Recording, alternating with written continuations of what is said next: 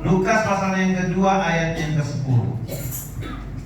Bagi jemaat Tuhan yang ada di Kaliummu, minggu lalu ini sempat saya bahas, tetapi hari ini saya akan lebih mempertajam di beberapa bagian. Lukas 2 ayatnya yang ke-10. Kita baca bersama-sama kebenaran firman Tuhan. 2, 3.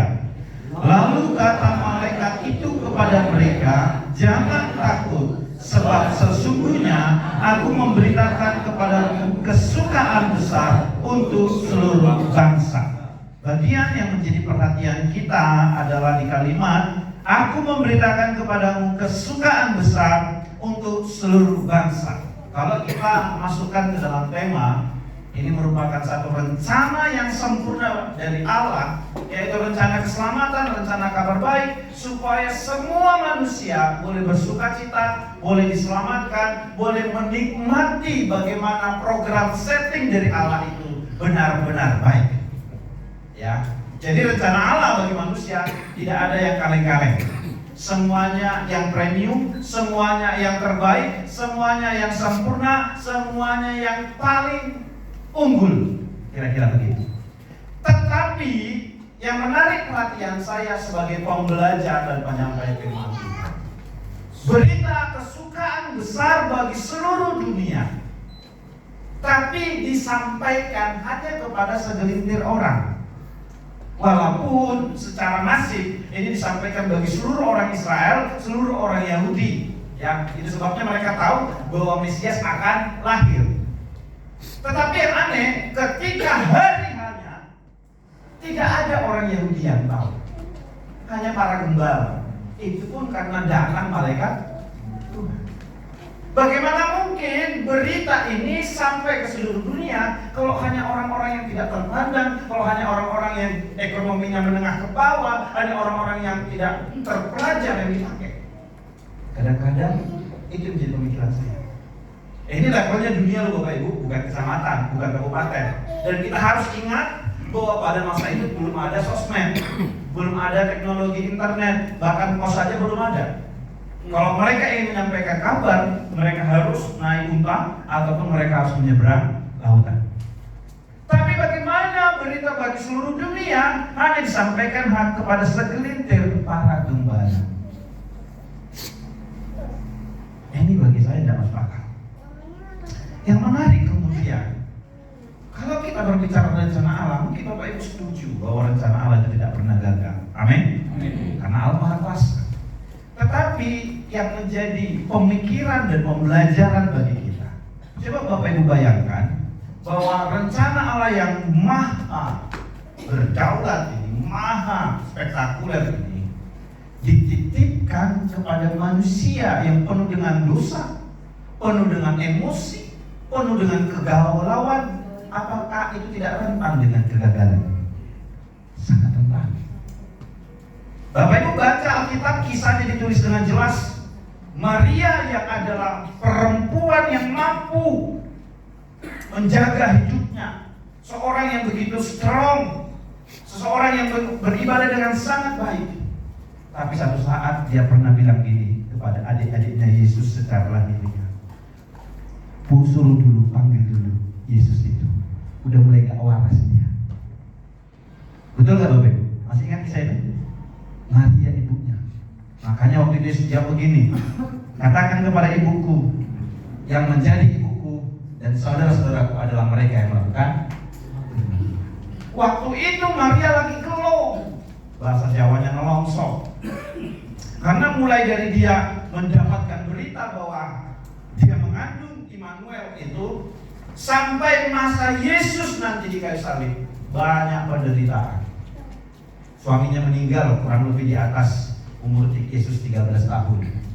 Ya, belum lagi pencobaan, belum lagi ekonomi, belum lagi tertawaan orang dan lain sebagainya. Maria sebagai ibu Yesus waktu itu banyak tekanan. Saya percaya kalau kita menjadi ibu Maria waktu itu, kita tidak akan kuat. Tidak akan kuat. Karena kita manusia. Bahkan Maria sendiri, kalau dia nelongsong, kenapa? Banyaknya tekanan. Rencana Allah. Allah itu rencananya maha sempurna. Harus kudus, harus begini, harus kuat. Sementara kita punya perasaan, punya keterbatasan. Itu Maria. Yusuf, ketika dia dikasih tahu bahwa Maria hamil, apa respon Yusuf, Bapak Ibu? Diam-diam dia pengen mencari. Bagaimana rencana Allah yang maha besar dititipkan kepada orang seperti itu? Namanya manusia. Akhirnya malaikat Tuhan harus turun datang untuk memberi kekuatan, untuk memantapkan hatinya bahwa ini bukan karena kesalahan Maria, tapi ini adalah kehendak daripada Tuhan itu sendiri. Itu Yusuf. Oh, mungkin murid-muridnya, Bapak Ibu tahu murid-muridnya pernah gagal enggak? Pernah. Yohanes Pembaptis, dia juga nabi yang paling besar di zaman Yesus, sepupunya Yesus. Dia diurapi Tuhan, dia juga dipakai Tuhan dia untuk mempertobatkan banyak orang. Mujizat banyak sekali. Sampai firman Tuhan mencatat nabi yang paling besar menurut iman kekristenan adalah Nabi Yohanes. Ini Bapak Ibu harus ingat ya, nabi paling besar Yohanes, karena sangat spektakuler. Bahkan ketika Yesus datang akan dibaptis, Bapak Ibu, apa kata Yohanes? Yesus, aku tidak layak untuk membaptis engkau. Bahkan membuka tali kasutmu pun aku tidak layak. Tapi ketika dia lagi di penjara ditangkap Herodes, apa katanya? Panggilnya muridnya. Coba tanya dulu sama Yesus itu, dianya Mesias yang kita tunggu atau kita masih nunggu orang lain? Melongsong nggak Bapak? Gagal nggak? Murid Yesus, Petrus pernah mengkhianati, Yudas pernah mengkhianati. Banyak daftar orang yang terlibat di dalam kehidupan Yesus. Orang Majus yang kita elu-elukan saat Natal, mana kisah hidupnya setelah itu? Nggak ada. Para gembala yang tahu, mereka berkata, hari ini telah lahir raja. Tapi setelah itu mana kisahnya? Ya. Semua orang yang dipakai di dalam kehidupan Yesus adalah orang-orang yang rentan dengan kegagalan, rentan dengan perasaan, rentan dengan motivasi-motivasi manusiawi. Bagaimana rencana Allah yang sempurna ini bisa terrealisasi, bisa relevan kalau orang yang dipakainya adalah orang-orang yang tidak mumpuni, orang-orang yang penuh dengan kelemahan. Sama seperti kita. Bapak Ibu pernah gagal? Dibandingkan keberhasilan, banyak gagalnya apa banyak berhasilnya? Hari ini kita berencana jangan sampai molor. Bagaimana mungkin kita yang seperti ini dipakai Allah dan rencana itu bisa sempurna? Mungkin nggak Bapak Ibu? Akan sangat susah, akan sangat sulit Bapak Ibu. Tetapi disinilah keajaiban Allah itu. Walaupun kita tidak sempurna, walaupun kita banyak human errornya, walaupun di dalam diri kita masih ada dosa yang menggerogoti kita, yang membuat kita tidak layak, tapi saya bersyukur kepada Tuhan, Dia tidak pernah menyerah kepada kita. Bapak Ibu, coba kita introspeksi diri sebentar ya. Di dalam kehidupan kita Bapak Ibu, berapa banyak sesuatu yang baik kita buat kepada Tuhan? Coba kita tanya dulu. Dibandingkan emosi kita, dibandingkan dosa kita, dibandingkan keangkuhan hidup kita, dibandingkan ego kita, ngeyel kita, seberapa layak kita untuk berterima kasih kepada Tuhan? Seberapa layak kita untuk berdiri di hadapan Tuhan? Seberapa layak kita untuk melayani Tuhan? Tidak layak. Sama sekali tidak pantas untuk melayani Tuhan. Tapi Tuhan bilang, rencana Allah tidak benar. Dia tidak menyerah kepada kita. Saya setiap kali jatuh dalam dosa, setiap kali saya merasa kelemahan, saya tahu Tuhan bilang gini, aku masih percaya kepada. Hari ini kalau kita percaya kepada Yesus, itu bukan karena Bapak Ibu punya iman yang hebat, atau karena Bapak Ibu seorang yang rajin beribadah, seorang yang khatam Alkitab. Tidak, Bapak. Bukan karena banyaknya persembahanmu kepada gereja, bukan karena banyaknya pengetahuanmu kepada Tuhan. Tidak ada itu sama sekali. Itu karena kasih Tuhan yang nyata dalam hidup kita. Itu makanya kita patut bangga dan bersyukur kepada Tuhan. Amin. Sebab rencananya tidak pernah gagal. Tuhan tidak peduli apa keadaan kita sekarang. Mungkin iya kita ekonominya lemah, mungkin iya kita banyak dosanya, banyak kelalaiannya. Tapi coba kita lihat di dalam ayat Ayub pasal yang 42.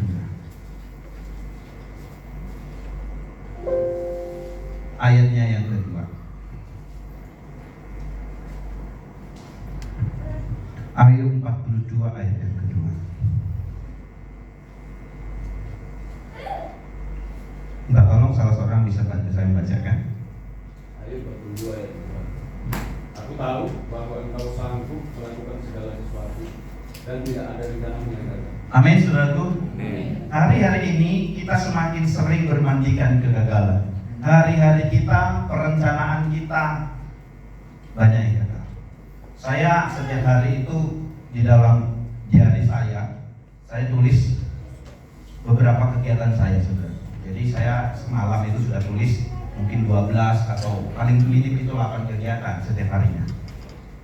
Kemudian saya buat jamnya jam 5 biston, jam 6 ngantar anak sekolah, habis itu ini. Jadi kadang 14, kadang 12, yang paling minim 8 gitu ya. Saya catat berapa yang berhasil saya lakukan, berapa yang tidak. Ternyata notulen yang saya buat sendiri saja, saudaraku, itu rata-rata 80% kok yang paling tinggi. Itu saya sendiri yang nyusun.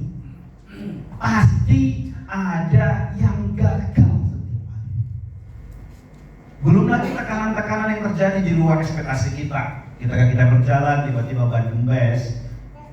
Ketika kita jalan, tiba-tiba ada masalah di lapangan dan lain sebagainya.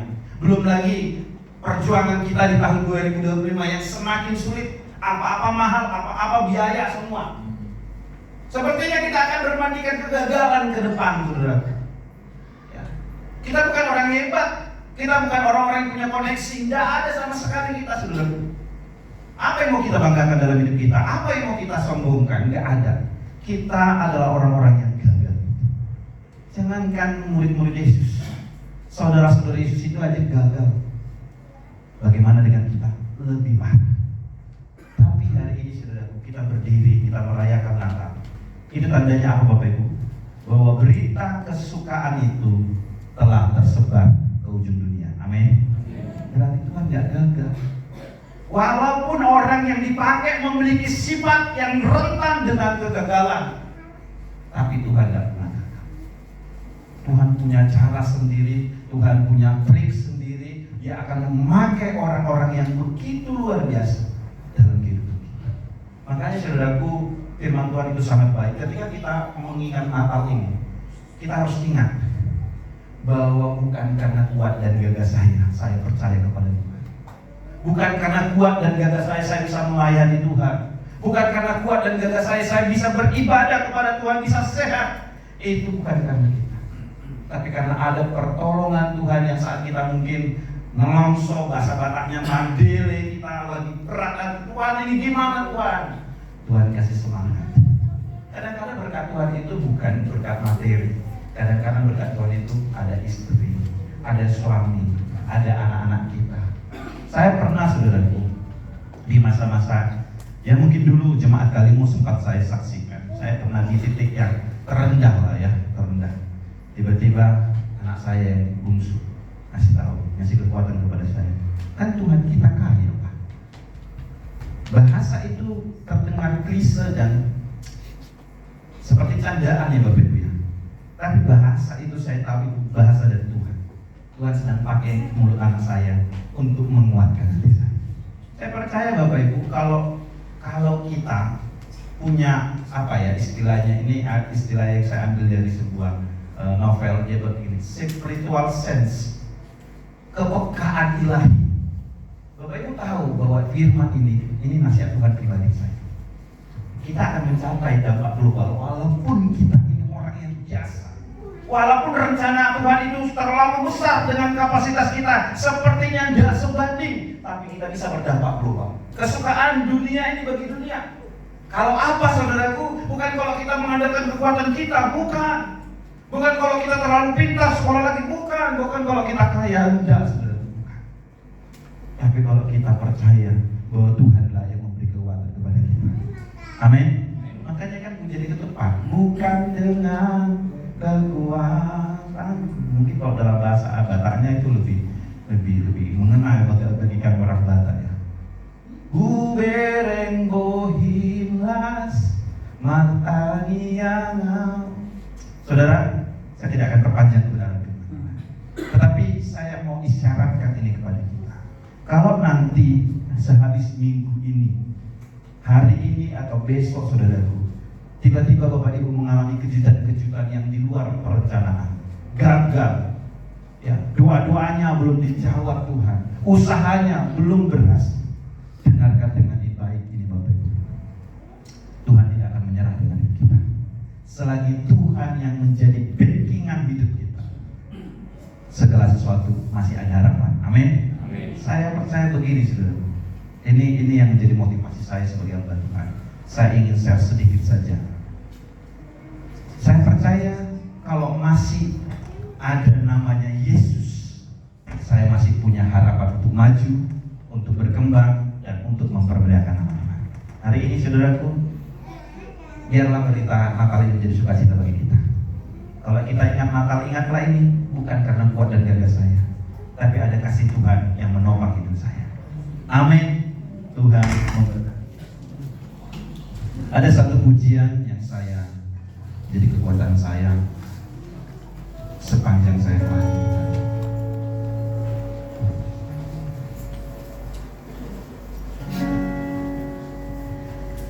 Sekalipun ku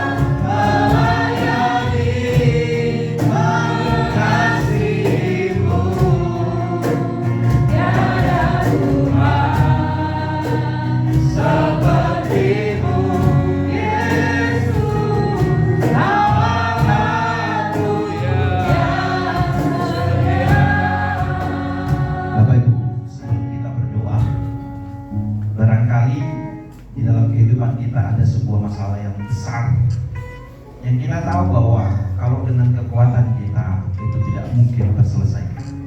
Hari ini jangan khawatir Bapak Ibu,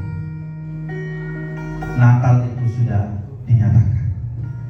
Hari ini kita tidak sendiri, ada Immanuel, Allah itu beserta dengan kita. Apapun itu saudara, mungkin kita akan jatuh dan bangun, tapi Tuhan pasti akan selalu berkarya dalam hidup kita.